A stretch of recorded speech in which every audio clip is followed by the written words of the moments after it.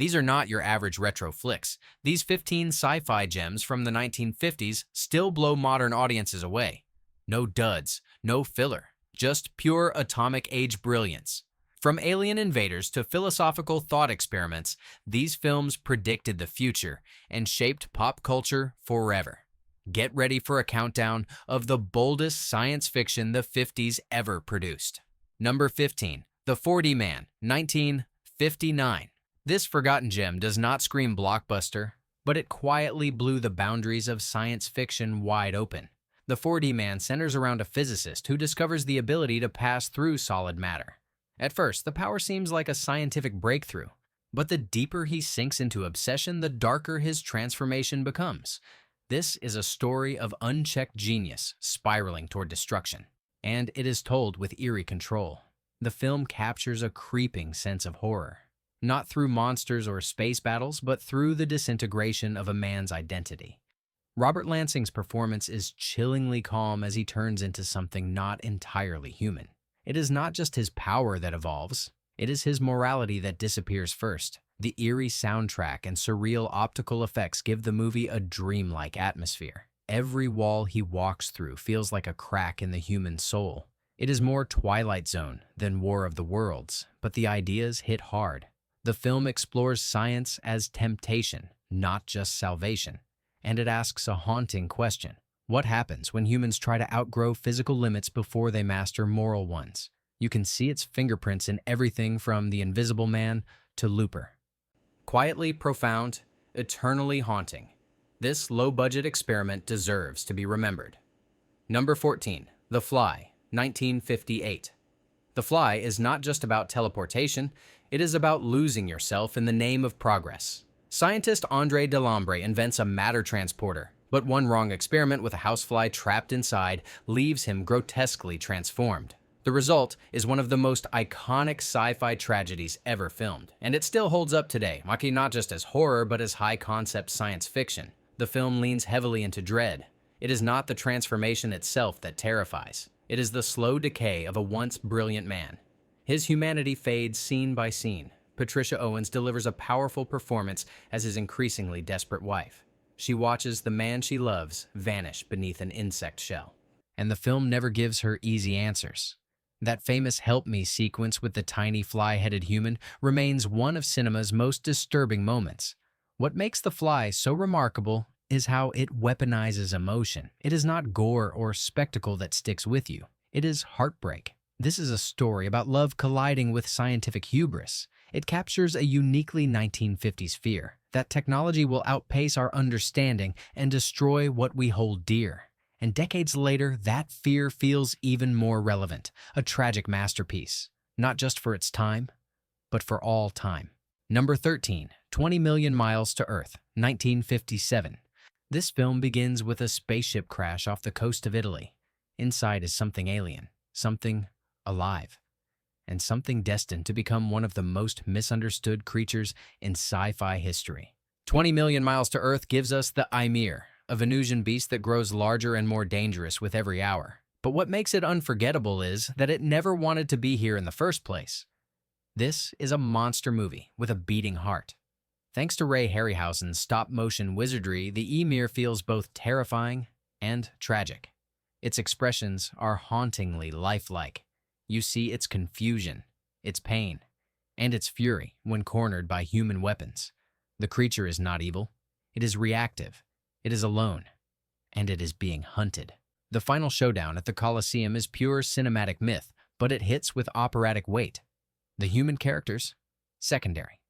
The real soul of this movie is the alien, and that is where it earns its place on this list. Few 1950s sci-fi films dared to portray the monster as a victim of circumstance.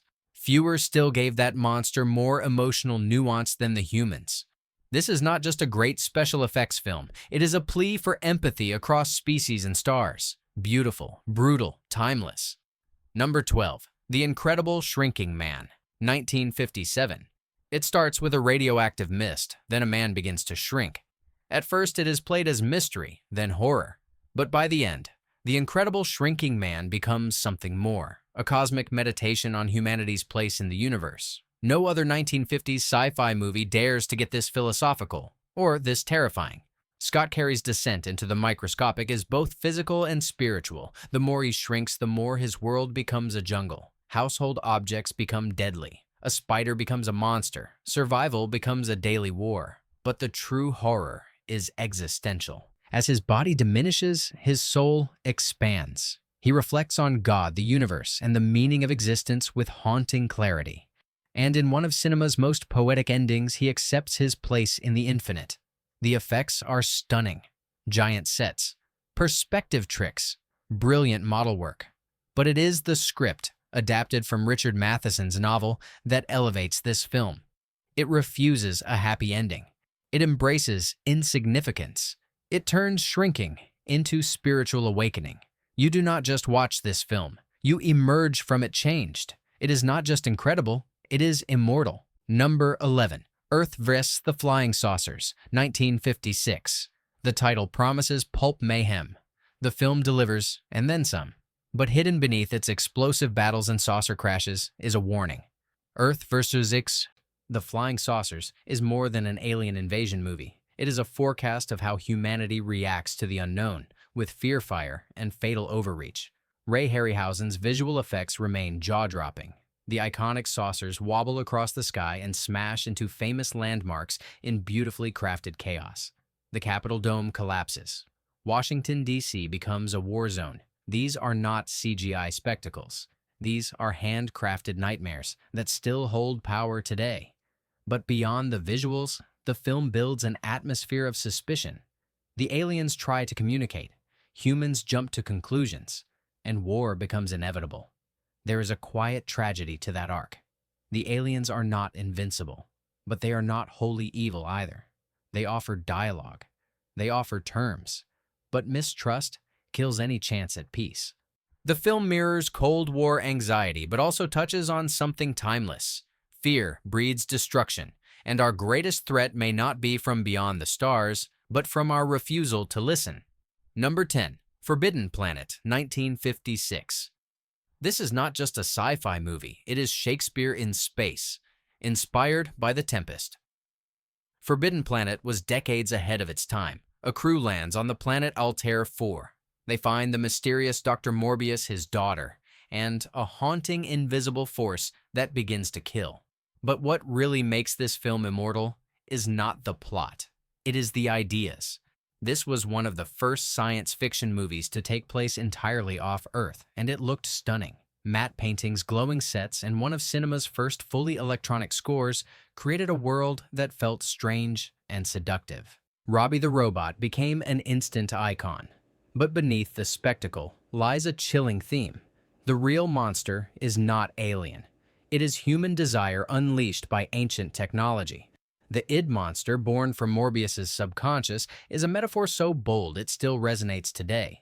Walter Pidgeon plays the tortured scientist with chilling restraint, and the film's philosophical core, that the darkest parts of us can shape reality, is more relevant now than ever. This is not just a classic. It is the blueprint for everything from Star Trek to Inception.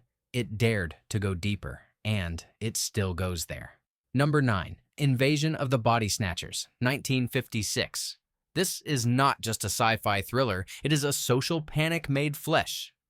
Invasion of the Body Snatchers tells the story of a small-town doctor who discovers his neighbors are being replaced by emotionless replicas. No lasers, no explosions, just quiet horror creeping through the suburbs, and that makes it one of the most chilling films ever made. Every pod person looks normal, sounds normal, but they feel wrong. The fear comes from subtlety. Who do you trust when everyone wears the same face? The film has been interpreted 100 different ways, as a metaphor for communism, conformity, even McCarthyism. But its true power lies in how it taps into something universal. The fear of losing individuality, of blending into the crowd, of waking up one day and realizing no one is truly human anymore. Director Don Siegel builds dread with surgical precision. The black and white cinematography is stark and cold. And Kevin McCarthy's descent into desperation feels real. That final cry, "You're next," echoes through decades of paranoia cinema. This is a film that sees through time. It was terrifying then, and it is even more terrifying now. Number 8. This Island Earth, 1955. It starts like a brainy mystery. Scientists receive strange devices and instructions from an unknown source. But then, This Island Earth catapults its characters into an interplanetary war and unforgettable cosmic landscapes. This is Technicolor space opera, but it carries a thoughtful weight beneath its pulp exterior. Jeff Morrow as Exeter is one of the most memorable aliens of the decade. With his high forehead and noble sadness, he is not a villain. He is a desperate emissary from a dying planet. The Metalunans seek Earth's help, but Earth is not ready, and their war is already lost. When the story finally reveals Metaluna's surface, ravaged by war and collapsing under radiation, it is a moment of eerie majesty. The planet feels both futuristic and already dead. Then comes the mutant, the bulging brain, the claws, the tragic fate. It is iconic sci-fi imagery. But again, what lingers is the melancholy, the feeling that civilization can advance too far and still fall. That intelligence alone is not enough to prevent extinction. For all its visual spectacle, this is a deeply sad film. A warning in bright colors. Still beautiful. Still tragic. Number 7. Them, 1954. This is the giant insect movie that defined all others. But Them is more than just a monster flick. It is a grim fable about the atomic age. When radiation mutates ants in the New Mexico desert, they become towering threats to civilization. But the real monster here is man's reckless use of power and nature's inevitable response. Shot in stark black and white, the film plays like a detective thriller at first. Clues, empty homes, a terrified child. Slowly, the truth unravels. And when the giant ants appear, practical effects and all, they hit like thunder. No CGI, just massive physical creatures stalking cities and sewers. The sound design alone, that eerie screeching, burns into your brain. But the film's tone stays serious. The military response is methodical. The characters are scientists and soldiers doing their best to contain a disaster. And the message is clear. Mankind may split the atom, but nature always finds a way to strike back. The ants are not evil. They are survival incarnate, and that makes them terrifying. This was one of the first sci-fi films to be nominated for an Oscar, and it earned every frame of that recognition. Still thrilling, still unnerving, still relevant. Number 6. Creature from the Black Lagoon, 1954. Before space travel, before body horror, there was the Gill Man. Creature from the Black Lagoon took the monster movie underwater and created a legend. A team of scientists ventures into the Amazon and discovers a creature both prehistoric and strangely human. What follows is part horror, part ecological warning, and all cinematic magic. What makes the film endure is its sympathy. The creature is not just a killer, he is curious, lonely, drawn to the female scientist, Kay, not out of lust but out of recognition. He sees something in her that reflects his own isolation. That is a bold, emotional move for a film covered in rubber suits and jungle fog. The underwater cinematography is breathtaking. Every scene beneath the surface feels otherworldly. And Riku Browning's performance as the Gill Man in those scenes is nothing short of balletic. This is physical acting at its most primal and expressive. The creature does not need lines. His eyes and gestures tell you everything. More than a monster movie, this is a plea for understanding. A reminder that the unknown does not always mean evil. That sometimes the real monsters are the ones carrying guns. Number 5. War of the Worlds, 1953. When the Martians arrive, they do not come in peace. They come in silence. Then, with fire. War of the Worlds took H.G. Wells's classic and turned it into a flaming Technicolor prophecy. Cities burned, churches crumbled, humanity collapsed, and through it all, the film never blinked. This was not just science fiction. It was a sermon wrapped in alien terror. The invaders arrive in meteor-like ships. But they are not here to explore. They are here to exterminate. And their weaponry feels almost mythical. Heat rays that vaporize soldiers. Force fields that shrug off atomic bombs. These are not creatures to understand. These are gods of destruction. The Martians' impersonal slaughter carries a terrifying message. Technology without empathy is death. Gene Barry plays the everyman scientist caught in the chaos. But the film belongs to the fear. Streets erupt in riots, families are torn apart, even faith falters under Martian fire. The use of color is masterful, sickly greens and violent reds, and the sound design still rattles. The war machines hum like cosmic wasps. You feel their presence before you see them. But the twist is biblical. It is not science or might that saves Earth. It is bacteria, nature's smallest defender. The film ends not with victory, but with humility. Humanity is spared, not because it was strong, but because it was lucky. And that ending still haunts. Number 4. It Came from Outer Space, 1953. This was one of the first alien encounter films to suggest the visitors might not be villains. That twist alone sets It Came from Outer Space apart. But what makes it unforgettable is the mood, the loneliness, the fear, the flickering sense that the desert itself is watching. And maybe something out there is just as afraid as we are. The story begins with a fiery object crashing into the Arizona desert. Amateur astronomer John Putnam investigates and suspects aliens, but no one believes him. Then, townspeople start acting strange. But unlike the usual invasion tale, this one slowly reveals the truth. The aliens are not here to conquer. They are stranded, injured, hiding, and desperate to repair their ship without triggering panic. The film uses first-person alien camera angles, blurry and swaying, and a brilliant effect. It forces the audience to see like the outsider, to empathize. The desert setting is both beautiful and barren, a perfect metaphor for isolation. And the score by Henry Mancini adds eerie wonder. Written by Ray Bradbury, the story drips with humanism. It dares to believe in understanding over warfare. That message was radical in the atomic age, and it still feels brave now. This is not a film of explosions, it is a film of recognition, and that makes it timeless. Number 3. Invaders from Mars, 1953. Few films capture childhood fear like this one. Invaders from Mars is told entirely from the perspective of a young boy. He sees a flying saucer land behind his house. Then, one by one, the adults around him begin to change. Cold, robotic, unfeeling. The film becomes a waking nightmare, where no one can be trusted, not even your parents. The dream logic is surreal. The colors are off.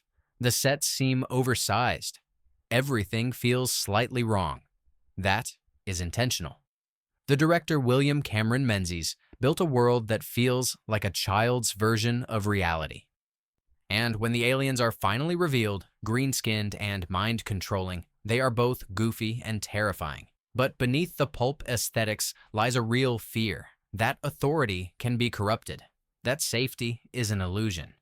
The film plays like Invasion of the Body Snatchers seen through bedtime eyes, and it does not flinch from the paranoia. Even the military becomes suspect, even the doctors. Who do you turn to when everyone is one of them?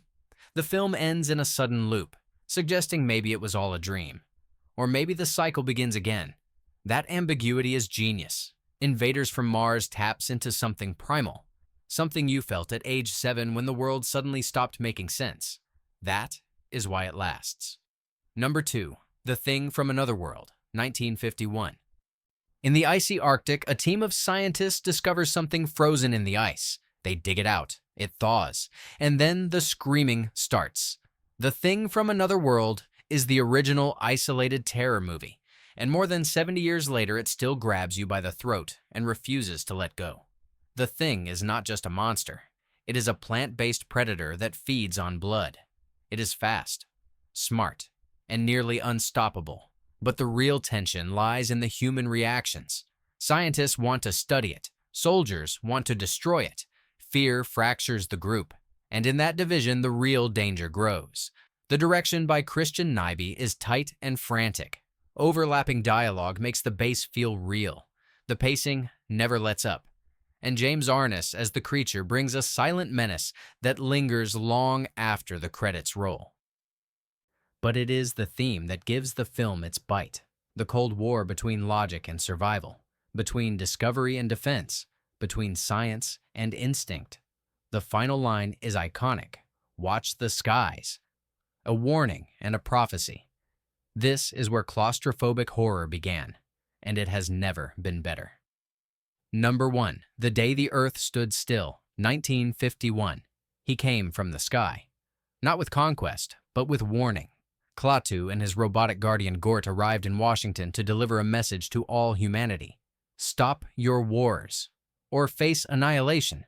The Day the Earth Stood Still is not just the best sci-fi film of the 1950s, it is one of the greatest ever made, and every frame still burns with relevance. Director Robert Wise brings a calm intensity to the story. Klaatu, played with grace by Michael Rennie, is no ordinary alien. He is a diplomat, a mirror, a judge. His words are measured, but behind them is the weight of a cosmic federation. The threat is real. Not from hostility, but from our own inability to evolve. That idea hit hard in the Cold War. It still hits hard now. The score by Bernard Herrmann introduced the theremin to mainstream cinema, warbling tones that became the sound of alien contact. And Gort, silent, indestructible, watching, remains an icon of sci-fi menace. He does not chase. He waits. And when he moves, entire cities tremble.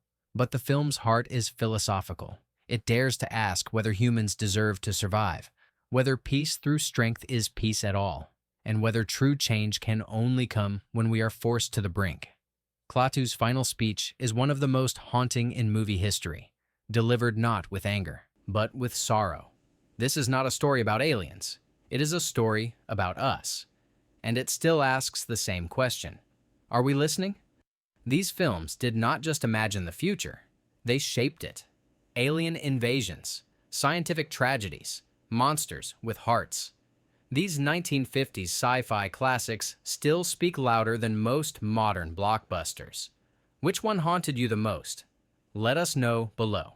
And remember, sometimes the past knows more about tomorrow than we do.